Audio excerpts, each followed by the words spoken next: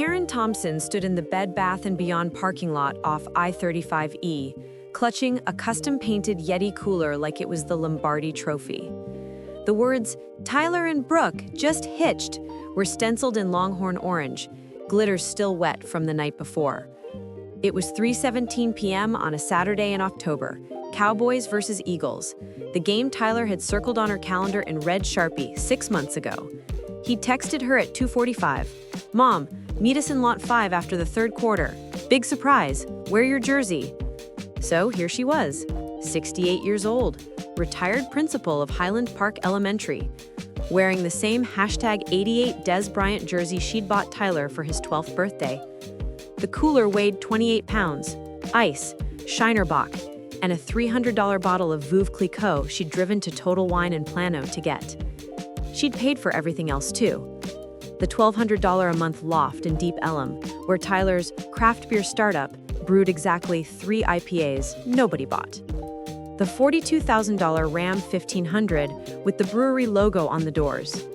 The $15,000 food truck she'd co-signed for so Tyler could pop up at tailgates. Karen had done the math on a napkin last night. $87,600 in 4 years. More than her teacher's pension. More than her late husband's life insurance. But today was the payoff, Tyler had promised. She spotted the silver Ram in lot 5, Texas flag waving from the bed. Tyler leaned against the tailgate in a cowboy hat, grinning like he'd just thrown a Hail Mary. Brooke, his fiancée of 3 years, stood beside him in a white sundress and cowboy boots, phone raised for a selfie. Karen waved. "Y'all ready for the surprise?" Tyler's grin faltered. Brooke's eyes flicked to the cooler, then to Karen. "Mom," Tyler said, voice tight. We already did it." Brooke turned the phone. The screen showed an Instagram Live. Mr. and Mrs. Brewster, Suite 42, End Zone. A minister in a Cowboys jersey. Rings, a kiss. The caption? #VIP only, #special people. Karen's stomach dropped like a fumbled punt. Brooke smiled, sweet as Dr. Pepper, sharp as a spur. "Only sweet ticket holders, Karen. You get it, special people only." The cooler slipped from Karen's hands. Ice exploded across the asphalt. The Veuve shattered. Special people.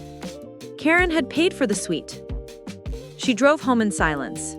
The radio played Friends in low places, but she didn't sing. Her ranch-style house in University Park smelled like lemon pledge and loneliness. She hung the Des jersey on the back of a chair like a retired flag. On the kitchen table, the wedding binder. 47 pages, color-coded tabs, venue deposits she'd never made because Tyler said, "We're keeping it small, Mom." A $2,000 catering quote from Lockhart Barbecue. A playlist titled Mother-Son Dance with Sweet Caroline circled in red. She opened her laptop. Instagram loaded. The album was public. Brooke's parents in the suite, toasting with the Veuve Karen had paid for. Tyler's college buddies, guys who'd crashed on her couch for free, wearing groomsmen hats she'd never seen. A photo of the food truck parked outside AT&T Stadium, Brewster's Brews, official wedding bar. Karen's name wasn't mentioned once. Her phone buzzed. "Tyler, Mom, don't be dramatic. It was intimate. We'll do a reception later." "Brooke, you're still special to us, just not sweet special." Karen stared at the emoji. Then she opened her banking app. Autopay to Tyler Brewster, $1,200, due tomorrow. Loan payment, 2022 Ram 1500, $412. Food truck lease, $750. She clicked, cancel all recurring payments. The screen flashed, "Are you sure?" She clicked, yes. Monday morning, the loft's landlord called. "Mrs. Thompson, the rent bounced. Your son said you'd cover it?" Karen sipped her coffee. He's mistaken. By Wednesday, Tyler was blowing up her phone. Voicemail 1, "Mom, the truck got towed. I need $800. Voicemail 2, "Brooke's crying. The venue for the reception wants a deposit." Voicemail 3, "You're ruining our marriage." Karen didn't answer. She drove to the impound lot instead. The food truck, Happy Ever After, sat under a tarp, tires flat. The title was in her name. She paid the $800 tow fee. In cash. Then she called her lawyer, Marisol Vega. Marisol's office smelled like leather and justice. "Texas law's clear," she said, flipping through documents. You co-sign the truck, you can repossess. The loft lease? Your name's on the guarantee. You can terminate with 30 days notice. Karen slid a folder across the desk. I want everything, and I want them to feel it. Marisol grinned. You're not the first mom they've bled dry, but you might be the first to throw a flag. Step 1. Karen changed the loft's locks, posted a 30-day eviction notice. Step 2. She repossessed the Ram, had it wrapped in Karen's Kick-Ass Kolsch, a new label she'd designed with her bingo crew. Step 3. The food truck became Granny's Grill and Ale. Menu: The Fumble, burnt ends with a side of recipes. Special sauce: $87,600 worth of resentment. Tyler showed up at her door with Brooke, both in tears. Mom, we're being evicted. Karen sipped sweet tea on the porch. Y'all said I wasn't special. Special people don't get evicted. Brooke lunged for the cooler, now repurposed for lemonade. You owe us, she said firmly. We're family. Karen smiled. Family doesn't charge interest, but I do. She handed them a bill. $87,600 plus 4 years of emotional labor equals pay up. Tyler's face crumpled. We'll sue. Elder abuse. Marisol stepped out from behind the azaleas, briefcase in hand. Try it. I've got receipts. The brewery folded in 6 weeks. The loft became a yoga studio. The Ram sold at auction. Karen bought it back for $22K and donated it to a women's shelter. Granny's Grill and Ale won Best New Food Truck at the State Fair of Texas. The Dallas Morning News ran a feature, Retired Principal School's Son in Life Lessons, one brisket at a time. Tyler got a job at a call center. Brooke started waitressing. They moved into a 1-bedroom in Garland. Karen? She bought courtside tickets to the Mavs, took her bingo crew, now the Silver Spurs tailgate squad, to every home game. 1 year later, Karen stood in the end zone at AT&T Stadium. The Jumbotron flashed, Karen Thompson, Fan of the Year. She wore a new jersey, #OneMom, retired from funding. Tyler watched from section 312, holding a $14 beer he'd paid for himself. Karen raised her shiner to the camera. Only special people in the suite, she said. And today, that's me. Touchdown. Karen's new brewery, Silver Spur Ales, sold out its first batch in 48 hours. She donated 10% of profits to a scholarship for single moms at SMU. Tyler sent a text on her 69th birthday. Can we talk? She replied with a photo. Her, the Silver Spurs, and a banner that read, no autographs, no loans, go Cowboys. Then she blocked the number. Some plays you don't audible. You just run them to the end zone. But the story didn't start with the cooler or the shattered champagne. It started 4 years earlier, the day Tyler graduated from SMU with a marketing degree and a dream. Mom, craft beer's the future, he'd said, eye shining under the tassel of his cap.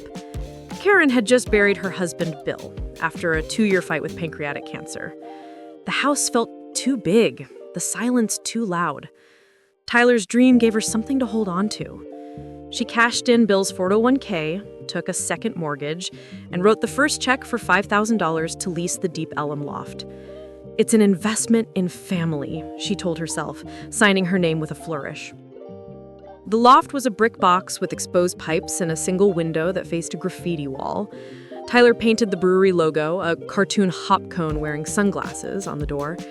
Karen bought the candles, the fermenters, the labels. She learned the difference between an IPA and a lager, between dry hopping and cold crashing. She stood in the walk-in cooler at 2 a.m. while Tyler tweaked recipes, her fingers numb from the cold. You're my secret ingredient, Mom, he'd say, and she believed him. Brooke entered the picture 6 months later. She was a yoga instructor with a TikTok following and a laugh like wind chimes. She wore crop tops that showed a tattoo of a lotus flower and called Karen Mama K. The first time Brooke spent the night, Karen found her in the kitchen at dawn blending kale smoothies in the blender Bill had bought for their 25th anniversary. Protein is life, Brooke declared, handing Karen a glass the color of lawn clippings. She drank it and smiled. The money requests started small. $50 for a new hop varietal, $100 for a graphic designer, $200 for a booth at the Deep Ellum Art Festival. Karen transferred the money without question. her thumb hovering over the Venmo button like a reflex. She told herself it was temporary. Tyler just needed a runway. Once the beer took off, he'd pay her back. She started skipping her monthly book club to cover the electric bill when the brewery's AC broke. She ate tuna sandwiches for dinner so she could afford the $600 stainless steel kegs Tyler needed for a big account that never materialized. The food truck was Brooke's idea. "Pop-ups are where it's at, Mama Kay," she said, scrolling through Instagram on her phone. "We'll park at breweries, festivals, tailgates. It's free marketing." The truck cost $15,000 used, another $8,000 to wrap it in the brewery's colors. Karen co-signed the loan, her signature shaky but proud. She spent weekends sanding rust off the griddle, painting the interior a cheerful yellow. Tyler promised her a plaque inside, "Powered by Mom." The plaque never appeared. The tailgates became Karen's favorite part. She'd load the cooler with Shiner and Dr. Pepper, pack folding chairs and a Cowboys flag.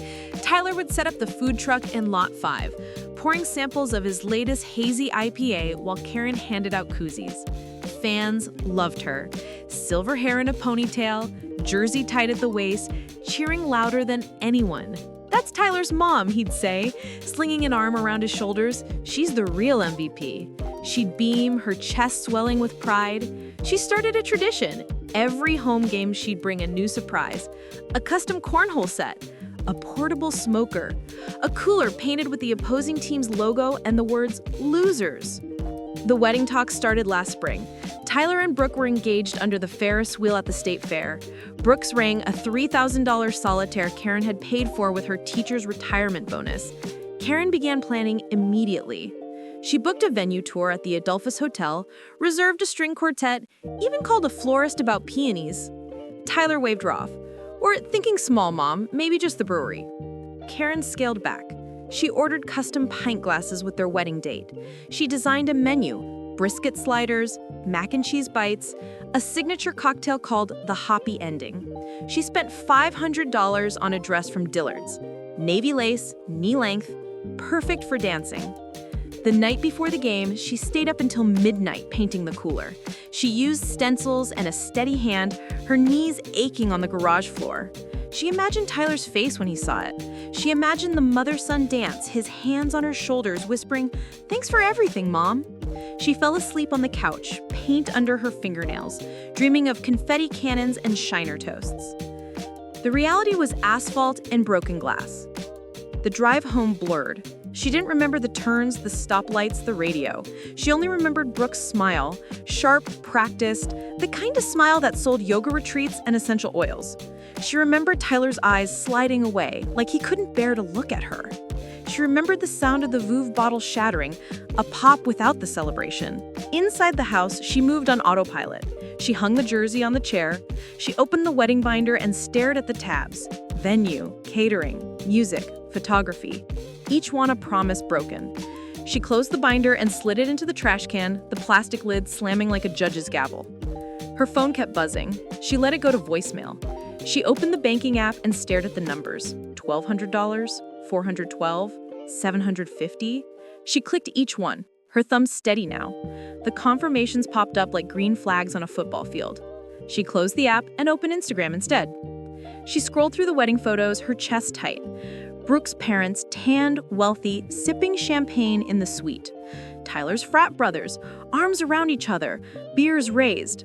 The food truck, polished and shining, a chalkboard sign reading "Complimentary brews for VIPs." She zoomed in on a photo of Brooke cutting a cake shaped like a football. The cake stand was the one Karen had bought for Tyler's 21st birthday. She closed the app and opened her laptop. She created a new account at Granny Grill and Ale. Profile picture?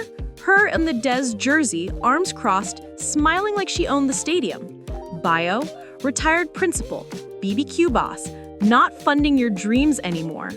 She posted the first picture, the shattered Veuve bottle on the asphalt.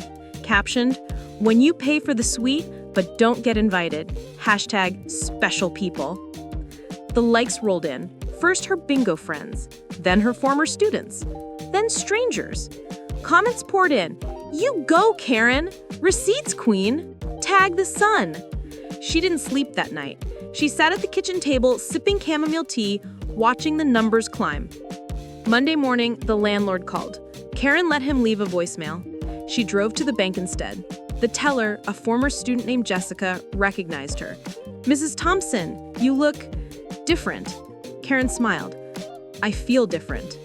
She closed the joint account she'd opened with Tyler when he was 16. She opened a new one in her name only. She transferred every penny. Jessica didn't ask questions. The impound lot smelled like oil and regret. The food truck sat in the back corner, graffiti scrawled across the side. "Hoppy Ever After" now read "Hoppy Never After." Karen paid the tow fee and had it towed to a shop in Oak Cliff. The mechanic, a man named Luis with a cowboy's tattoo at his forearm, raised an eyebrow. "You want it wrapped?" Karen handed him a sketch. "Make it bold." Marisol Vega's office was in a glass building downtown, the kind of place where lawyers wore sneakers and drank LaCroix. Marisol was 42, sharp as a tack, with a handshake that could crush a walnut. "Tell me everything," she said. Karen did. She brought the binder, the bank statements, the Instagram screenshots. Marisol listened, nodding, taking notes. When Karen finished, Marisol leaned back. "They've been using you. Classic financial elder abuse.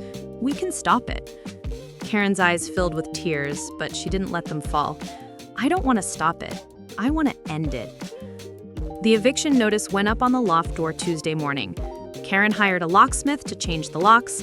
She left a note. 30 days, pack your hops. Tyler called 27 times. She let them all go to voicemail. Brooke sent a text. "This is cruel, Mama Kay. We're family." Karen screenshot it and posted it to @GrannyGrill&Ale with the caption, "Family doesn't evict family, but banks do." The Ram was next. Karen drove to the dealership where Tyler had bought it. The salesman remembered her. She'd paid in full. She had the title transferred to her name. She drove it to the wrap shop behind the food truck. Luis whistled when he saw the design. Karen's kick-ass Kolsch. That's cold! Karen laughed for the first time in days. The food truck reemerged a week later, reborn. The yellow interior was now a bold red. The griddle gleamed. The menu board read, "Granny's Grill and Ale, where the sauce is special and the receipts are free." Karen hired 2 line cooks, former students who'd heard about the drama through the Highland Park grapevine. She trained them herself, showing them how to smoke brisket low and slow, how to pull pork until it fell apart like a bad apology. The first pop-up was at a Mavs game. Karen parked in Lot E, fired up the smoker, and hung a banner. Free samples for Cowboys fans. No VIP required. The line stretched around the block. She served burnt ends with a side of printed receipts. $87,600, itemized, laminated, handed out like flyers. Fans took selfies with the receipts. #GrannyGrill went viral. Tyler showed up on day 10. He looked thinner, his cowboy hat crooked. "Mom, please, the landlord's serious. We have nowhere to go." Karen flipped a brisket. "You have a job. Get 2. Brooke appeared behind him, eyes red. "We're married now. You can't do this." Karen handed her a plate. "Eat. It's on the house." But the house isn't. Marisol filed a restraining order when Tyler tried to break into the loft. The judge, a woman who taught with Karen decades ago, granted it without hesitation. "Financial abuse is abuse," she said. "You're done." The brewery's last keg sold at a garage sale. Tyler carried it out himself. His shoulders slumped. Brooke posted a tearful TikTok, "When your mother-in-law ruins your dreams." The comments were brutal. "She paid for them, sweetie. Get a job. #Team Karen." Granny's Grill and Ale won its first award in February, Best New Food Truck at the Dallas Food and Wine Festival. Karen accepted the trophy in her Des jersey, her bingo crew cheering from the front row. The MC asked for a speech. She took the mic. "I learned the hard way that love isn't a blank check. It's a two-way street.